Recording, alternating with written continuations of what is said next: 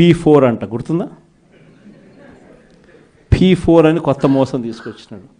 ఆశ్చర్యకరం ఏంటంటే P4 విధానం అంటే ఏంటంటే సమాజంలో ఉన్న 20% పేదవాళ్ళ బాగోగులన్నింటినీ 10% సంపన్నులకు అప్పగిస్తాడట.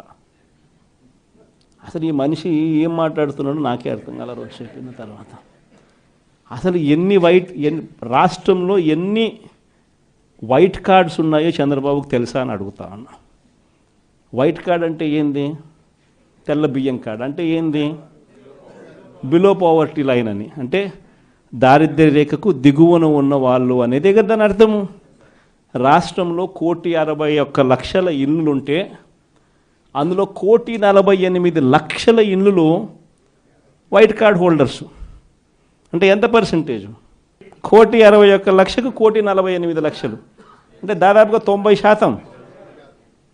దాదాపు 90% రాష్ట్రంలో ఉన్న ఇల్లులు ప్రజలు దారిద్ర్య రేఖకు దిగువన ఉన్నవాళ్ళు.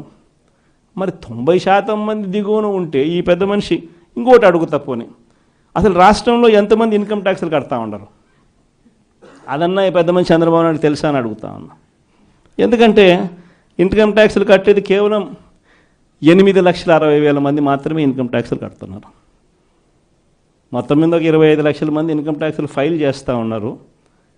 అందులో నిల్ రిటర్న్స్ అని చెప్పి రాసే వాళ్ళని పోను ఇన్కమ్ ట్యాక్స్లు కట్టే వాళ్ళు ఎంత అంటే కేవలం 8,60,000 మంది మాత్రమే ఇన్కమ్ ట్యాక్స్లు రాష్ట్రంలో కడతా ఉన్నారు. మళ్ళీ 8,60,000 మందికి 1,48,00,000 మందికి అప్పచెప్పాలి కదా. నిజంగా అదే ఆయన చెప్పే P4 అంటే కూడా అక్కడ కూడా మళ్ళీ మోసమే. కేవలం 20% అంటాడు. ఆడ మోసమే. అసలు వాస్తవం చెప్పాలంటే కనీసం 1000 మంది ముందుకు రారు.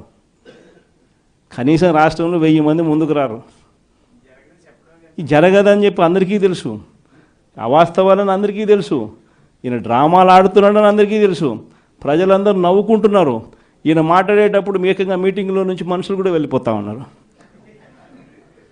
ఇంత అబద్ధాలు చెప్పాకయ్యా, ఇంత మోసం చేయకయ్యా అని చెప్పి చెప్తా ఉన్నా కూడా ఈ మనిషికి నేను చెప్పేది అబద్ధమే, నేను చెప్పేది ప్రజలు నమ్మాల్సిందే అని అబద్ధాల మీద అబద్ధాలు చెప్పుకుంటూ పోతూ ఉన్నాడు. ఎన్ని రేషన్ కార్డులు ఉన్నాయో తెలియదు, వైట్ రేషన్ కార్డుకి అర్థం ఏమిటో తెలియదు, ఎంతమంది రాష్ట్రంలో ఇన్కమ్ ట్యాక్స్లు కడతా ఉన్నారో కూడా తెలియదు అనడం కూడా తప్పు. తెలుసు కానీ మోసం. ఇప్పుడు కూడా సూపర్ 6 ఎందుకు అమలు చేయడం లేదయ్యా, సూపర్ 7 ఎందుకు అమలు చేయడం లేదంటే ఏమంటాడు? రాష్ట్రంలో అప్పులు 10 లక్షలు అంటాడు. ఎన్నిసార్లు చెప్పాలయ్యా నీకు రాష్ట్రంలో అప్పులు ఎంత ఉన్నాయి అని చెప్పి? 6.5 లక్షల కోట్లు రాష్ట్రంలో అప్పులు ఉన్నాయని చెప్పి నువ్వే అసెంబ్లీలో ప్రవేశపెట్టిన నీ బడ్జెట్ డాక్యుమెంట్లో నువ్వే చెప్పించావు. ఆయన ప్రవేశపెట్టిన బడ్జెట్ డాక్యుమెంట్లో రాష్ట్రానికి సంబంధించిన అప్పులు ఎంత అంటే ఆయనే 6.5 లక్షలు అని చెప్పి ఆయనే చూపించారు.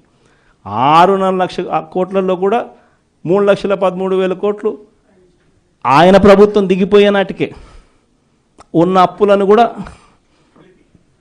అని అందరికీ కూడా తెలుసు. ఆయన ప్రవేశపెట్టిన బడ్జెట్ డాక్యుమెంట్లోనే ఉంటాయి. కానీ ఏమంటాడు? రాష్ట్రం భయంకరంగా చూపించాల 10 లక్షల కోట్లు, ఇంకా 2 రోజులు పోతే 12 లక్షల కోట్లు అంటాడు, ఇంకా 4 రోజులు పోతే 14 లక్షల కోట్లు అంటాడు. ఎందుకు? సూపర్ 6 ఎగరగొట్టడానికి, సూపర్ 7 ఎగరగొట్టడానికి మళ్ళీ ఒక అబద్ధం.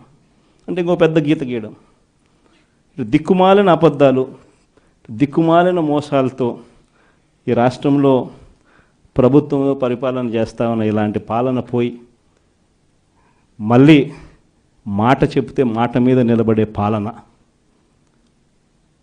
ప్రజలకు ఏదైనా కూడా సమస్య వస్తే ఆ ప్రజల సమస్యలను చూసి కనీసం తప్పించే ఉండే ఒక మంచి పాలన మళ్ళీ రావాలి అని చెప్పి ప్రజలందరూ కూడా మనస్ఫూర్తిగా కోరుకుంటా ఉన్న ఇలాంటి సమయాల్లో వైఎస్ఆర్ కాంగ్రెస్ పార్టీకి నా అన్నదమ్ములుగా, నా అక్క చెల్లెమ్మలుగా మీరంతా నాకు తోడుగా నిలబడతా ఉన్నందుకు మనస్ఫూర్తిగా మీ జగన్ మీ అందరికీ కూడా మరొకసారి హ్యాట్స్ ఆఫ్ చెప్తాను. ఇవాళ మీ అందరినీ కూడా